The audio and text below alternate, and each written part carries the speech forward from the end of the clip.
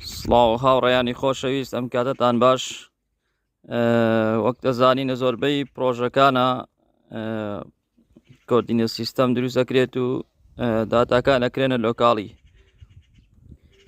GPS های تارگێت چۆن ئەم ئیشەی پێجێبەجێ ئەکرێت.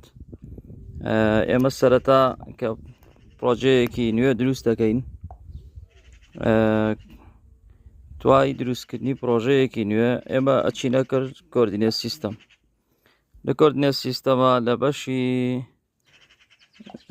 داتوم حەو پارامیتەری پرۆژەکە وەرەگرین، لە بۆرساوۆڵف و لە حەوت پارامیتەرەکە ئەنووسین و ئۆکەیەکەین ئەپڵای.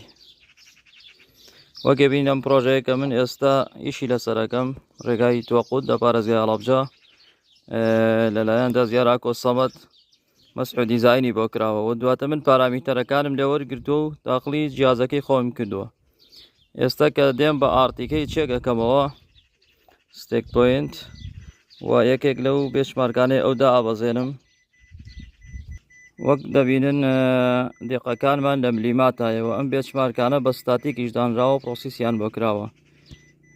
فەرقی ئارتیکەی و ستاتیک لە 2 بۆ 3 سانتیمایە، بەیسەکەمان نزیکی کیلۆمەترێک دوورە.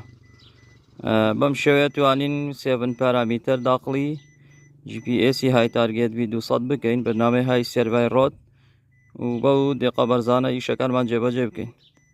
واتە ئەم GPS ئێستا وەکو تۆتاڵێکی ژەگات دەم پرۆژەیە.